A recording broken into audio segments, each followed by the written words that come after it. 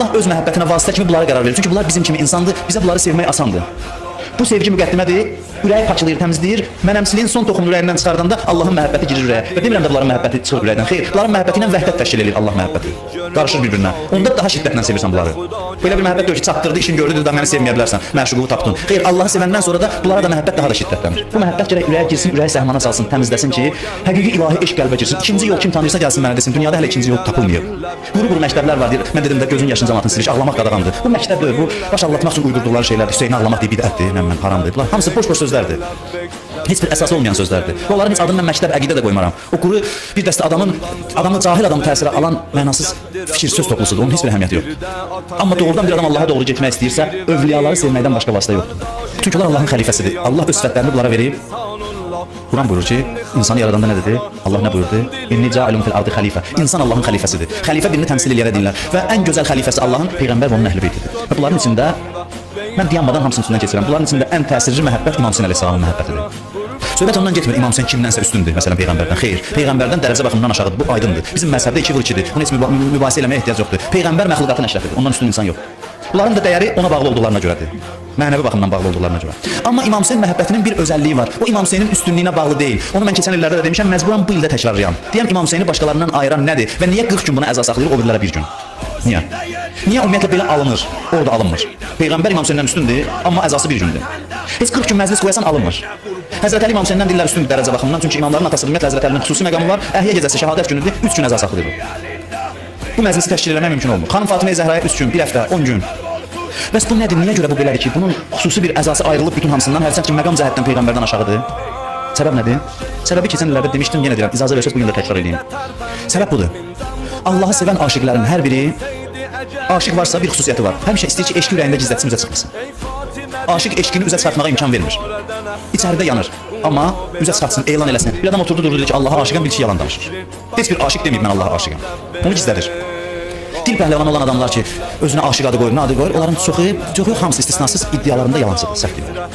Ola bilməz. Aşiqlər eşqini gizlətməyə çalışır. Allah bircə dəfə iradə elədi, Adəm yaranandan bu günə qədər. Həzrət Adəmdən bugünkü günə qədər Allah bircə dəfə iradə elədi ki, onu sevən adamın, aşiqin eşqini aşkar eləsin, üzə çıxartsın. İbrahimdə yarımçıq oldu Həzrət İbrahim. Həzrət İbrahimə dedi, oğlu təzə dünyaya gəlmişdi. Dedi ki, apar onu azdır küçə çöldə, xanımı ilə bir yerdə. Heç kəs olmayan, susuz, adamsız bir çöldə İbrahim qoyur xanımını, qayıdır gəlir, uşaqla bir yerdə. Eşidirsiniz də, çox eşidirsiniz. Uşaq su istəyir, yanır susundan, ana qaçır dağların arasında, hacılar səy eləyir. Allah qismət eləsin, o 2 dağın arasında səy, deyirlər Allah xüsusi rəhməti var o 2 dağa. Quranda Allah onların adını çəkir. Hacər qaçır bu 2 dağın arasında, su axtarır. Tapa bilmir, axırda bulaq qaynayır, zəmzəm suyu. Eşqi bir həddəcən zahir olub İbrahimin. Axırı su ilə qutarır, susuz qalmır uşağı. Ki görək susuzluqdan öldü necə. İbrahim buna hazır idi, amma Allah aşkar eləmir. İkinci imtahan deyir, oğlu apar qurban kəs. Sağı qoyur, yenə də yarımçıq qalır məsələ. Bir qoz göndərir, deyir bunu qurban kəs, bəsdir. Asmır tam eşqini. Peyğəmbər elə, əleyhissalam elə, 14 məsumun hamısı elə. O eşq Hüseynin qəlbində var, İmam Sadiqin də qəlbində var idi. O eşq İmam Hüseyn ağanın qəlbində var, İmam Səccadın da qəlbində var idi.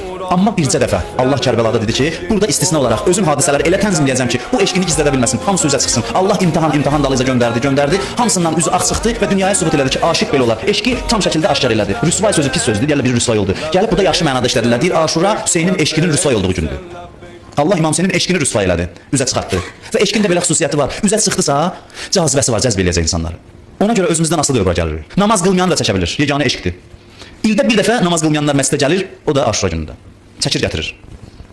Eşq üzə çıxdı, belə bir möcüzə yaratdı. Dərəcə məsələsi deyil, məqam məsələsi deyil.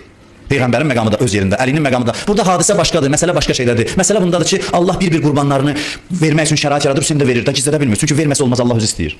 Dalbadal. Dünən dedim, axır məqamıdır, can verir, yenə də İmam Həsənin oğlu gəlir, qolu kəsilir, orada əl çəkmir.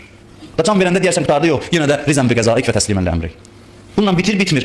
Allah belə iradə edir ki, bunun gözü görə qadınlara hücum eləsinlər. Olardı ki, bir an sonra, 5 dəqiqə sonra əmr versinlər. Canı bədənindəykən görür ki, necə naməhrəmlər Zeynəbin çadırına hücum eləyir. Allah istəyir göstərsin ki, bax, aşiq necə olar.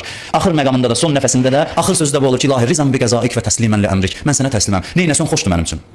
Bu heç bir peyğəmbərə imama nəsib olmayıb. Allah bunu İmam Hüseyn vasitəsilə üzə çıxartdı. Ona görə İmam Hüseyn əzasını ayırırlar hamısından. Ki buna xüsusi əza saxlayın və heç bunu deməsələr də özü çəkib gətirir insanları.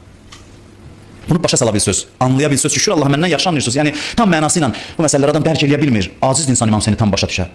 İnsan bir çox məsələləri həll olunar. Bu məktəb başdan ayağa hərarət eşq məktəbidir və bu məktəbin özəlliyi bundadır. Ona görə heç kəs bu məktəbdən bazarmır. Çünki bu məktəb eşqə əsaslanan bir məktəbdir.